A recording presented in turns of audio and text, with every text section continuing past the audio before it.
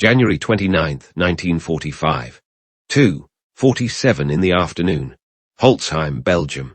First Sergeant Leonard Funk steps around the corner of a quiet farmhouse and instantly freezes. Right in front of him stand 90 German soldiers. Some are already holding rifles. Others are grabbing weapons from a pile on the frozen ground. Just moments earlier, these same Germans were prisoners. 4 American soldiers are on their knees in the snow, hands locked behind their heads. They had been guarding the captives. Now they are helpless. Only 20 minutes ago, Funk's company had captured 80 German troops during the assault on the village. With manpower stretched thin, only 4 Americans were left to guard them. Now the prisoners are free. They are armed. And they are organizing an attack. Right into the rear of company, see a German officer strides forward. He jams an MP-40 submachine gun hard into Funk's stomach and shouts something in German. Funk doesn't understand a word. None of the Americans do. The officer yells again, louder this time. His face turns red with rage. Funk looks at the 90 Germans. He looks at his captured men. He looks down at the gun pressed into his gut. And then he starts laughing. The officer stares at him, confused, then furious. He screams again. Funk laughs even harder. What happens next takes less than 1 minute. 21 German soldiers will be killed. The rest will throw down their weapons and surrender. And Leonard Funk will earn the Medal of Honor for one of the most unbelievable acts of combat in World War II. All because he couldn't stop laughing. Leonard Alfred Funk, Jr., was born on August 27, 1916, in Braddock Township, Pennsylvania. It was a hard steel town. Smoke stacks lined the Monongahela River. Foundries ran day and night. Life there taught toughness early. Funk grew up fast. Responsibility came young. By the time he finished high school in 1934, he had already spent years caring for his younger brother. America was deep in the Great Depression. Jobs were rare. College was a dream few could afford. Then came June 1941. War was tearing across Europe and Asia. Congress extended the draft. Funk's number came up. At 24 years old, he reported to the induction center in Wilkinsburg, Pennsylvania. He stood just 5 feet 5 inches tall, weighing about 140 pounds. The army doctor probably saw him and thought, desk job material. They couldn't have been more wrong. Funk volunteered for the paratroopers. At the time, airborne forces barely existed. Jumping out of airplanes behind enemy lines sounded insane to most soldiers. The men who volunteered were different. Airborne training was designed to break you. 5 brutal weeks of non-stop running, climbing, falling, and punishment. Half the trainees washed out. Then came the jump towers. Then the aircraft.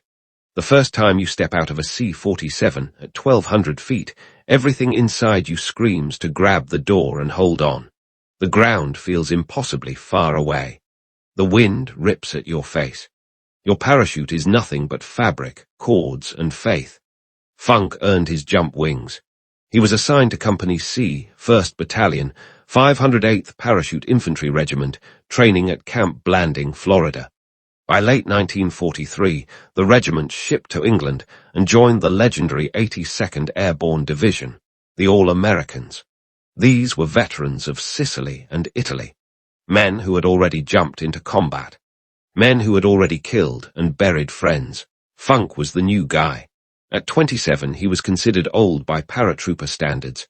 Most of the men around him were barely 20, but Funk had something they didn't. Calm, maturity. A quiet steadiness that made men trust him when things went bad. By D-Day, he was a squad leader. Soon, he would be acting company executive officer. First, he had to survive Normandy. D-Day jump, chaos in Normandy, survival behind enemy lines. June 6, 1944, just after midnight. The sky over the English Channel is black, filled with cloud, engine noise, and anti-aircraft fire. Inside a C-47 transport plane, Leonard Funk sits on a narrow metal bench, knees pressed together, hands gripping his rifle. Red light. No one speaks. The men are soaked in sweat despite the cold. The smell of oil, canvas, and fear fills the aircraft. Outside, German flak explodes like black flowers in the night sky. The plane shudders. Metal screams as shrapnel rips through the fuselage.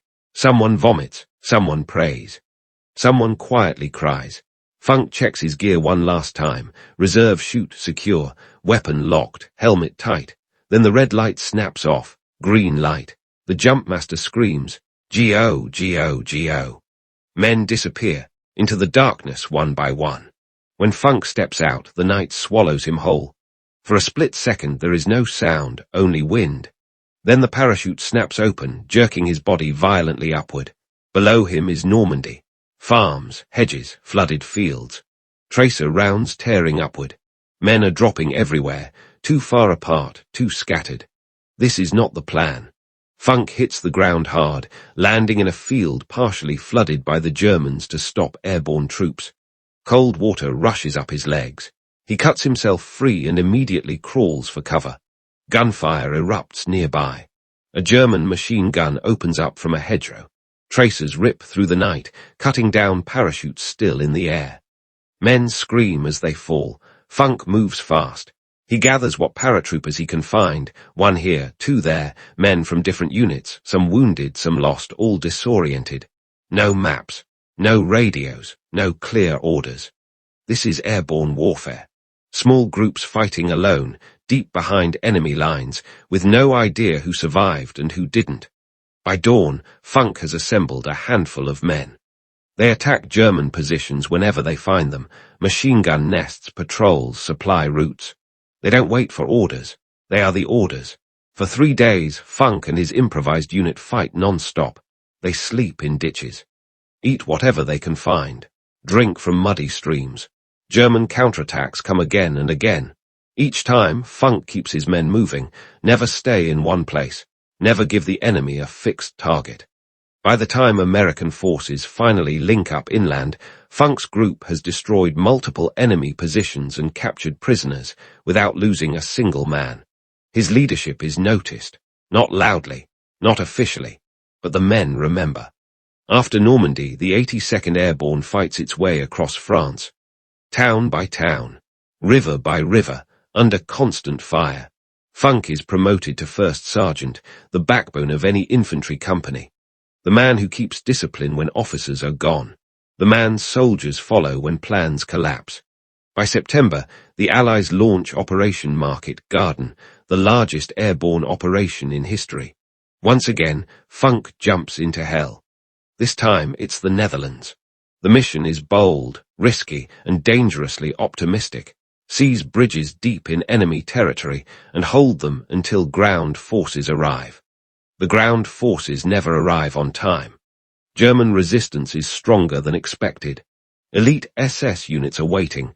The fighting is brutal, urban combat, snipers in church towers, tanks firing point-blank into houses. Funk's company takes heavy losses, men he trained with, men he laughed with, men he promised to bring home. By the time Market Garden collapses, the 82nd is exhausted, battered, but unbroken. They pull back to regroup.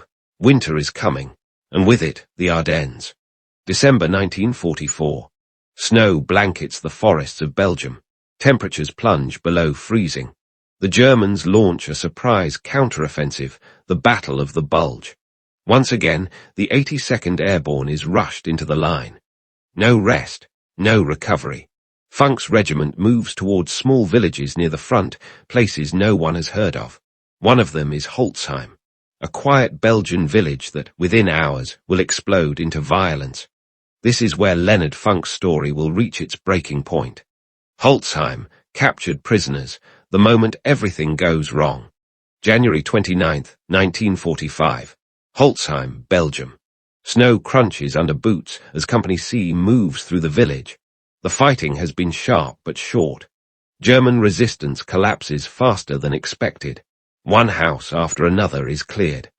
By early afternoon, the Americans have done something unusual for this stage of the war.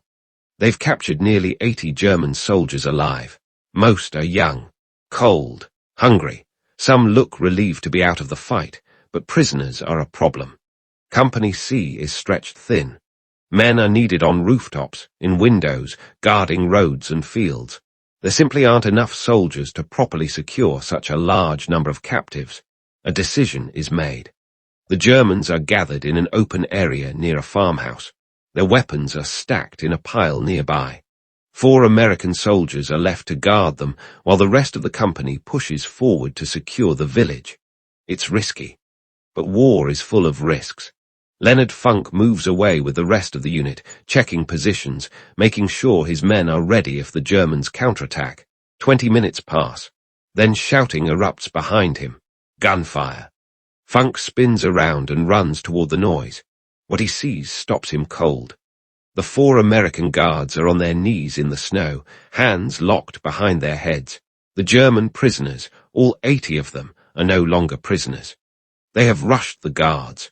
They have reclaimed their weapons, and more Germans are pouring out of nearby buildings. 90 enemy soldiers now stand armed and organized, right in the middle of the American rear. This is a disaster. If they attack, Company C will be hit from behind. Men will die before they even know what's happening. Funk steps forward alone. No reinforcements, no backup, no cover. A German officer strides toward him, furious.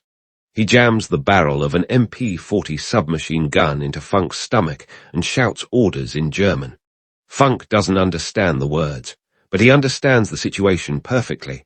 One move, one sound, and he's dead. The officer yells again, louder, spittle flying from his mouth. Funk looks around.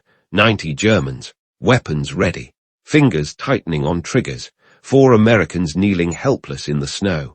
And then something unexpected happens. Funk starts laughing, not a nervous chuckle, not a weak smile. He laughs hard. The sound cuts through the tension like a blade. The German officer freezes. He yells again, confused now, unsure of what he's seeing. Funk laughs even harder. To the Germans, this makes no sense. They have the advantage. They have the numbers. They have the weapons. So why is this American laughing? The hesitation spreads. Men glance at each other. Weapons lower slightly. Confusion replaces certainty. And in that hesitation, Funk moves. The 1-minute fight, impossible reversal, surrender. Leonard Funk stops laughing. In a single motion, he lunges forward. His right hand snaps up and grabs the barrel of the MP-40 pressed into his stomach.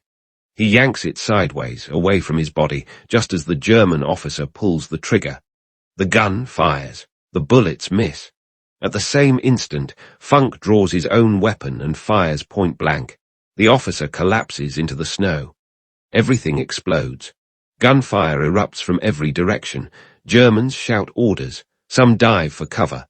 Others fire wildly, unsure of where the threat is coming from. Funk doesn't hesitate. He charges straight into the group. At close range, accuracy beats numbers. He fires again. And again, and again. German soldiers fall, some shot, others hit by fragments as rounds ricochet off stone walls and frozen ground. The 4 captured Americans seize the moment. They break free. They grab rifles from the pile and open fire from behind the Germans. Now the enemy is trapped, caught in confusion, taking fire from multiple directions, with no clear leader and no plan. Funk keeps moving. He never stays still long enough to be targeted. He fires, changes position, fires again. His voice cuts through the chaos, shouting commands. Commands the Germans don't understand, but his men do. Within seconds, more Americans rush in, drawn by the noise. What should have been a massacre turns into a collapse. 21 German soldiers lie dead in the snow. The rest, shaken, shocked, stunned by what just happened, throw down their weapons. Hands go up, shouting stops. Silence returns to Holzheim. It has taken less than 1 minute. Leonard Funk stands in the middle of it all, breathing hard, weapon still raised. 90 armed enemy soldiers, captured by one man's nerve, speed, and refusal to accept the impossible. In the aftermath, Funk checks on his men first. No one is killed. No one seriously wounded. Only then does the weight of what just happened settle in. Officers arrive. Questions are asked. Statements are taken. The story spreads fast, not exaggerated, not inflated, just repeated again and again by soldiers who witnessed it. Because no one can quite believe it themselves. Weeks later, the paperwork reaches high command. Witness reports, casualty counts, enemy prisoners. There is no debate. Leonard Funk is awarded the Medal of Honor. The citation is brief, almost understated. It doesn't mention fear. It doesn't mention hesitation. It simply records what he did, as if any soldier could have done the same. But the men who were there know better. Medal of Honor, post-war life, legacy. In the spring of 1945, the war in Europe is coming to an end. Germany is collapsing. Cities are falling. The fighting is slowing, but the memories are not.